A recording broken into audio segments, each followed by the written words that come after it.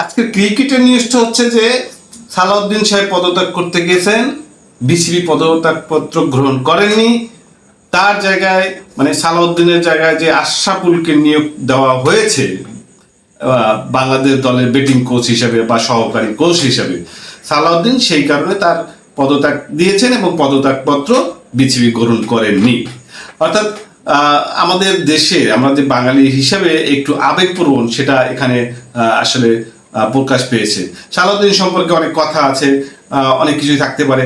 আর আমি আবেগপ্রবণকে বলছি এই অর্থে যে সালাউদ্দিন সাহেবরে আপনারা কোচ হিসেবে রাখবেন না, তাকে অন্য একটা পজিশনে দেবেন।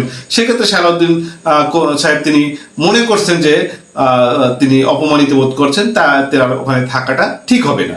আপনারা তাকে তার রুটি রুজির জন্য তাকে আপনারা অন্য একটা পজিশনে দিয়ে রাখতে যাবেন, আর কেউ থাকতে যাবে?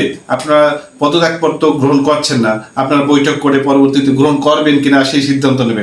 আসলে এটার সাথে একমত না। আর যে অবস্থানেই থাকুক না কেন, ধরেন আপনি একটা প্রতিষ্ঠানে আসেন বা অন্য একটা প্রতিষ্ঠানে আসেন, একটা ভালো জায়গা আছে, আপনার প্রিয় লোকজনকে আপনি ওই জায়গাগুলো বা আশেপাশে আপনার রাখার চেষ্টা করবেন, এটাই হচ্ছে স্বাভাবিক। আশরাফুল কি নেপোটিজম বা স্বজনপ্রীতি করবে না? এই নিশ্চয়তা কি আপনারা দিতে পারবেন না? এই যে সালাউদ্দিন সাহেব যখন ছিলেন না, তখন তাকে আনার জন্য আপনারা প্রমোট করছেন, এখন তাকে যাওয়ার জন্য তা আপনারা সমালোচনা করছেন।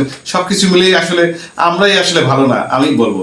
আর সব থেকে বড় বিষয়টা হচ্ছে যে বাংলাদেশের মতো একটা দেশ যখন ধরেন একটা বিশ্বকাপ পাবে, T20 বিশ্বকাপ 2026, আপনি কি মনে করেন এই আশরাফুল বা মতো কোচ উনি বাংলাদেশে এখানে রেডিকুলাসলি পরিবর্তন করতে পারবেন, এখানে সম্পূর্ণ পরিবর্তন করে পারবেন?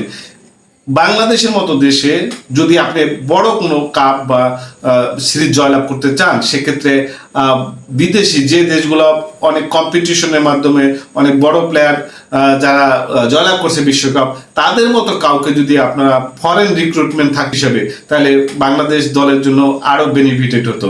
ধরেন বাংলাদেশের যে ব্যাটসম্যানরা আছে তারা আশরাফুল সম্পর্কে জানে, তার বিষয়টা সম্পর্কে জানেন, সে কতটুকু ভালো ব্যাটিং করছে, বাংলাদেশের জন্য তিনি অনেক কিছু দিয়েছেন, তার একটা ব্যাকগ্রাউন্ডও আছে, তিনি দুর্নীতির সাথে যুক্তও ছিলেন, সে কথা আমি বাদই দিলাম। কিন্তু আপনাদের কি মনে হয় এই যে পড়াশোনা করে 3টা লেভেল ক্রস করছে, তারপর তিনি কোচ হিসেবে যথেষ্ট ভালো করবে? যাই হোক, এটা আসলে দর্শকদের বিবেচনা। এই নেপোটিজম যে আসবে যুগে যুগেই থাকবে, আসলে প্লেয়ারদেরই ভালো করতে হবে। সঙ্গে থাকুন আমাদের ফেসবুক পেজে এবং ইউটিউব চ্যানেলে। ধন্যবাদ।